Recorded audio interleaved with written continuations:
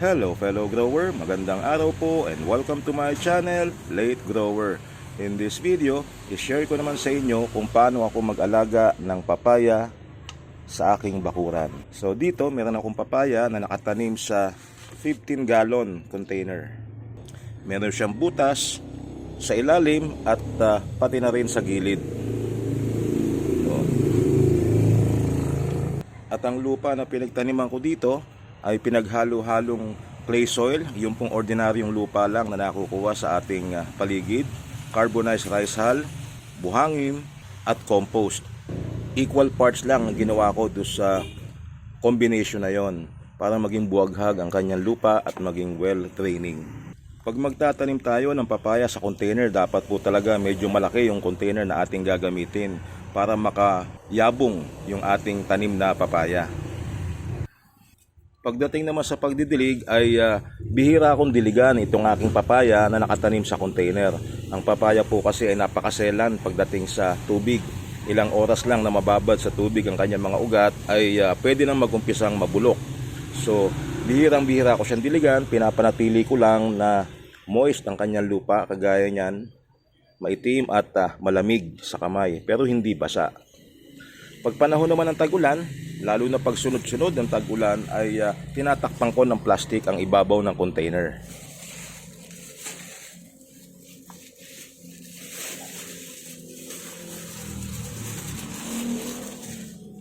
Gaya niyan.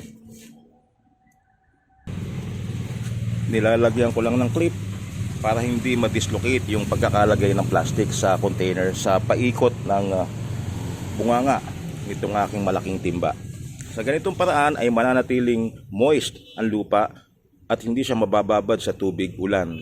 Pwede din itong gawin sa iba pa ninyong halaman na maselan pagdating sa pagkakababad sa tubig.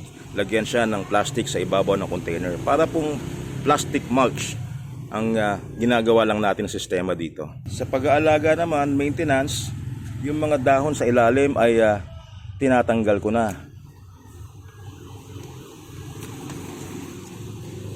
para mag-focus ang halaman sa paglalabas pa ng mga bagong dahon sa kanyang itaas. So lahat po ng dahon na nasa ilalim, lalo na yung pababa, ang kanyang forma ay kailangan ng tanggalin. Bukod sa pagtanggal ng mga dahon sa ilalim, isa pang pag-aalaga na ginagawa ko dito ay tinatapping ang papaya habang siya ay lumalaki pa. Sa pagtapping naman ay pinuputol ko lang yung kanyang pinakaitaas, kagaya nito. Ginugupit ko dyan.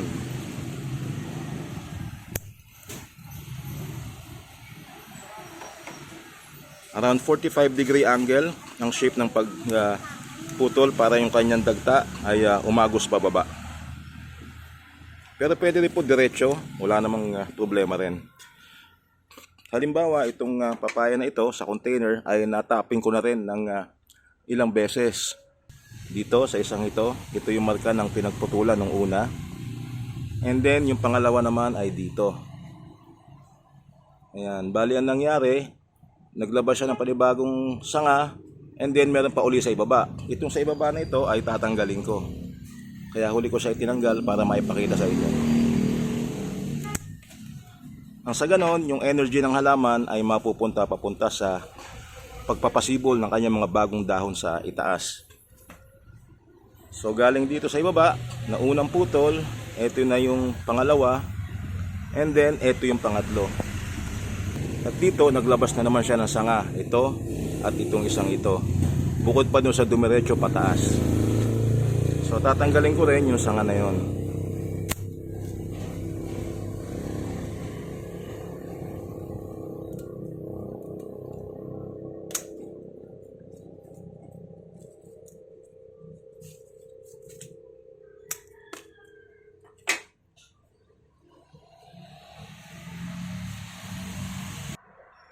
Tanggalin din yung mga bulaklak na lumalabas kasi hindi pa naman siya handa para magbunga. Nagyayabang lang siya. So tanggalin natin yung kanyang mga lumalabas na bulaklak para mag-focus siya sa pagpapalaki. Sa pagtatapping natin ng ating papaya ay may encourage natin siya na magpataba ng kanyang main trunk. At mapipigilan natin yung kanyang mabilis na pagtaas. So we can keep this papaya short by tapping it until it's time for it to bear fruit. So itong papaya na ito sa container, pang-apat na tapping na po itong ginawa ko ngayon. So yan ang isa, ito yung pangalawa, ito yung pangatlo, at ito yung pinakauna. Ayan. So dito ang lumalabas na bulaklak sa kanya ay bulaklak ng babae. Ito yung isa pang papaya na nasa katanim sa container. Dito naman ay 20 gallon container ang pinaglagyan ko sa kanya. At ito ay 2 beses ko lang siyang natapping. So ito yung una, na pagkaka-tapping sa kanya. Ito yung pangalawa. At pinabayaan ko na siya, hindi ko na tinapping, kaya medyo tumaas siya. Ngayon ay nasa around 7 feet ang taas niya at namumulaklak na siya. Ayan. So nakakapigil sa pagtaas ng papaya pagka siya ay ating tinatapping. Bukod sa nakatanim sa container ay meron din akong direktang nakatanim sa lupa dito sa aking likod bahay. Actually po, itong lugar na ito ay sinabugan lang ng buto ng papaya ng misis ko. Buto ng papaya na nabili sa palengke. So marami nagtubuan sa kanya. Later on, ang lumabas na mas malalaki ay itong dalawang magkatabi na ito. Normally, hindi dapat ganyan kalapit ang kanilang posisyon. Dapat po yan ay may espasyo, mga 2 metro. Pero yun naman ay sa commercial growing. Dahil ito naman ay backyard lang, ay wala pong problema kahit magkatabi silang ganyan. So ito, gaya nung 2 papaya sa harapan ng bahay ko na nakatanim sa container ay dumaan na rin sa 2 bagyo. Bagyong Rolly at bagyong Ulysses. Itong isa ay nilagyan ko ng tukod dahil binabayo ng hangin at yung isa naman ay nilagyan ko ng tali. Ito. Tinali ko siya sa pader. Tinaping ko din itong 2 punong ito. Ayan ang una na pinagputulan sa kanya. At may tumubo rin na sanga. So puputulin ko rin siya. At yung mga nakalaylay na dahon. So itong isang punong ito, tinaping ko dyan, and then tinaping ko rin dito sa pangalawa. Dito. So nakadalawang tapping na po ito.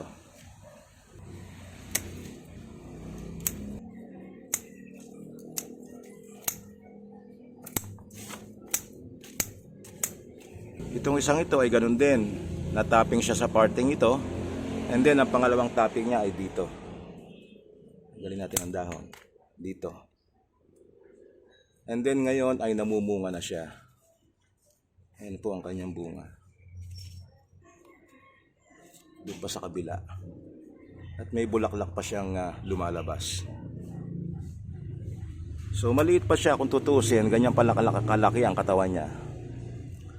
Pero meron na siyang bunga. As usual, mas maganda po na direktang itanim sa lupa ang ating mga papaya. Pero pwede pa rin na itanim sa container. Kagaya ng unang nakita ninyo sa video. Ito namang isa na katabi niya ay nag-uumpisa na rin mamulaklak. Ayan. Ang height ng papayang ito ay around 5 feet. So mababa lang po siya. At nag-uumpisa na siyang mamulaklak. And then magkabunga kagaya nito. Mas madalas ang maging tapping, halimbawa isang dangkal ang pagitan itatapping nyo na, ay mas mapipigilan natin ang paglaki, ang pagtangkad ng ating papaya. Tanong, ilang beses pa natin dapat itapping ang papaya? Well, wala naman pong set rule dyan pagdating sa pagtapping sa kanya. Nasa sa inyo po yan. Kagaya ng isang ito, tinapping ko dito. Ito yung una, and then ito yung pangalawa. And then ito yung pangatlo. At ngayon, medyo nagpapakitang gila siya, naglalabas siya ng mga bulaklak, pero wala po ito, forma lang ito. Tatapingin ko siya ng kanyang pang-apat.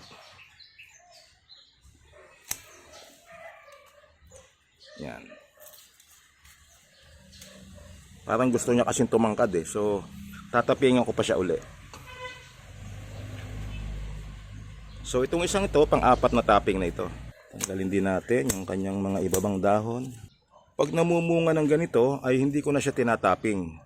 Pero nasa inyo pa rin po kung gusto nyong itapping ang inyong papaya. Sa akin kasi ay more or less inabot niya na yung kanyang taas dahil siya ay namumunga na at ang magiging focus ng halaman ay ang pagpapalaki ng kanyang bunga. Hindi na yung pagpapataas. Ang isang napansin ko din na resulta ng pagtatapping ay ang mga bulaklak na lumalabas sa kanya ay babae. Kagaya niyan. Hindi siya naglalabas ng bulaklak ng lalaki. Lahat ng tinapping ko. So hindi ko sigurado kung may epekto ba ang tapping para maging babae ang puno or binabae. Basta't ang napansin ko lang, pagka tinatapping ko ang papaya, pagdating ng kanyang pamumulaklak ay babaeng bulaklak ang lumalabas. So hindi ko sinasabi na yung lalaki ay magiging babae pagka inyong pinungusan sa dulo o tinanggalan ng talbos. Kagaya nito, babae rin siya. So siguro pwede kayong gumawa ng eksperimento. Basta sa akin po, ang observation ko lang, pagdating ng kanyang pamumulaklak, lahat ng tinaping ko ay babaeng bulaklak ang lumalabas. Paano naman mag-fertilize? Ang pag-fertilize po kadalasan ay base sa inyong observation. Lalo pa backyard gardening lang tayo, hindi naman tayo commercial grower. So pag nakikita nyo na yung inyong tanim na papaya ay malusog, mabulas, lumalaki ng maayos, ay pwedeng huwag muna kayong mag-fertilize. Ngayon pag napansin naman ninyo na bumabagal ang paglaki ng inyong tanim tapos payat, ay pwede rin tayo mag-fertilize gamit ang inorganic fertilizer. Sa pag-fertilize naman, pag nakatanim sa lupa, ay malayo sa katawan ang fertilizer na ating ilalagay. Ang basihan po dyan lagi ay yung kanyang mga dahon, kung saan nakatapat ang mga dahon niya. Yung karamihan ng mga dahon ay doon po tayo dapat maglagay ng fertilizer. Dahil ang kanyang mga ugat ay kumakalat din sa lupa. Ang theory po dyan, kung nasaan yung karamihan ng dulo ng mga dahon ay nandoon na rin yung kanyang dulo ng mga ugat. Kaya doon tayo dapat maglagay ng fertilizer. So kagaya dito, ito siya. So dito sa tapat na to tayo maglalagay. Ang gamit ko lang po ay lata ng sardinas.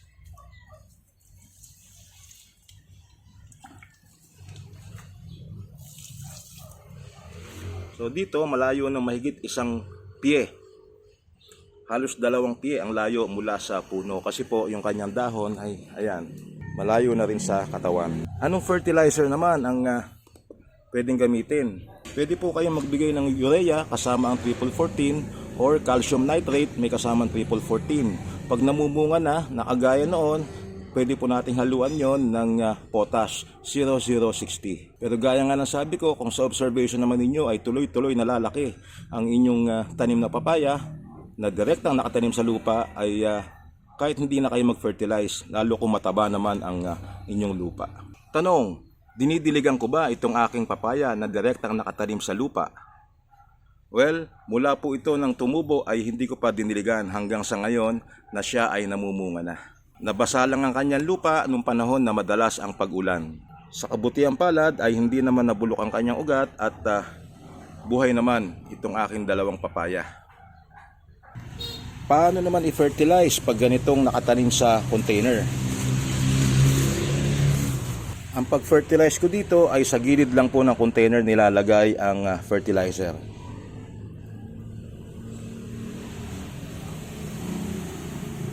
1 hanggang 2 lata nito. So hindi ko na siya idinidilig sa tabi ng puno. Kasi po ang mga ugat niya, karamihan ay nasa gilid na ng container. So sa gilid ng container tayo maglalagay. Kung napansin nyo, hindi ko binuhusan ng buo. So meron lang mga portion na binuhusan ako. 2 o 3 portion lang po. Doon lang tayo dapat magbuhos. At least yun ang aking pamamaraan.